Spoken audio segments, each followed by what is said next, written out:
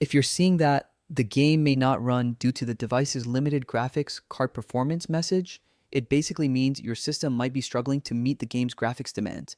But don't panic yet. There are a few things you can try before thinking about a hardware upgrade. Start by checking the game's system requirements on its Steam page and compare those to your PC. You can hit Control plus Shift plus Escape to open Task Manager, then go to the Performance tab to see your CPU, GPU, and RAM info. If your specs are below what's listed, that could be the issue. Next, make sure your graphics drivers are up to date. If you're using an NVIDIA card, open GeForce Experience, go to the Drivers tab, and check for updates. For AMD users, open the Radeon software and update from there. If you're on a laptop, there's a good chance it's using integrated graphics by default. To fix that, go into the NVIDIA control panel or AMD software and force the game to use your dedicated GPU.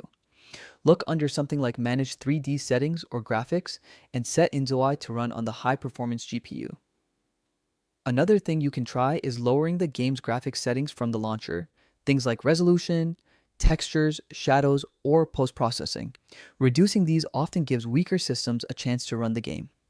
Also, close background apps like browsers, screen recorders, or overlays since they can steal GPU or RAM resources without you noticing. Now, if you've done all of that and you're still getting the error, then yeah, your graphics card might just be too old or too underpowered for this specific game. At that point, upgrading your GPU may be the only real option if you want to run Inzoi smoothly.